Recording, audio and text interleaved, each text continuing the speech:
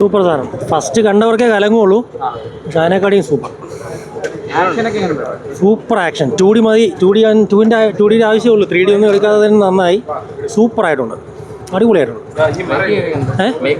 Making ഫസ്റ്റത്തേക്കാൾ super. അയ്യോ ഭയങ്കര. അതായത് ഒരു 1-2 വാവ് മൂവ്മെൻറ്റ്സ് ഉണ്ട്.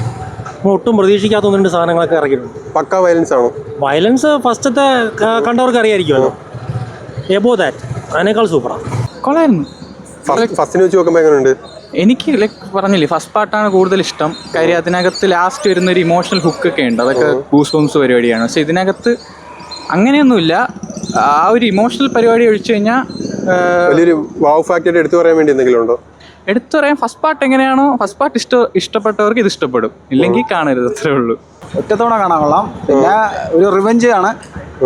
ഫസ്റ്റ് കണ്ടുന്നവർക്ക് സെക്കൻഡ് കാണാൻ നല്ലതായിരിക്കും. ഫസ്റ്റ് കൂടി കണ്ടാൽ നന്നായിരിക്കും. ഫസ്റ്റ് കൊള്ളാം, പടം കൊള്ളാം. പക്ക ആക്ഷൻസ് ഒക്കെ എങ്ങനെയുണ്ട്? കത്തിയാണെങ്കിലും കുഴപ്പമില്ല, കൊള്ളാം. പടം നല്ല പടമാണ്. ലോജിക്ക് നോക്കാതെ കാണണോ?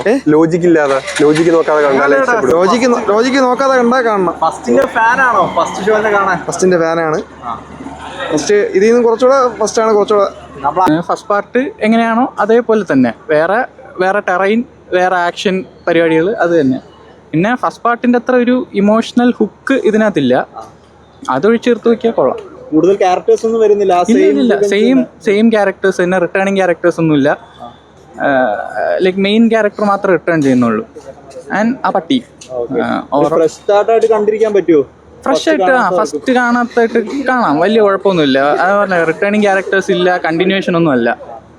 ലൈക്ക് സെക്കൻഡ് പാർട്ടിന് വേണ്ടി അവരൊരു കഥ കുക്കപ്പ് ചെയ്തെടുത്തു. പിന്നെ ലൈക്ക് ആക്ഷൻ കൊറിയോഗ്രാഫി എല്ലാം പക്കയായിട്ട് ചെയ്തിട്ടുണ്ട്. സിനിമ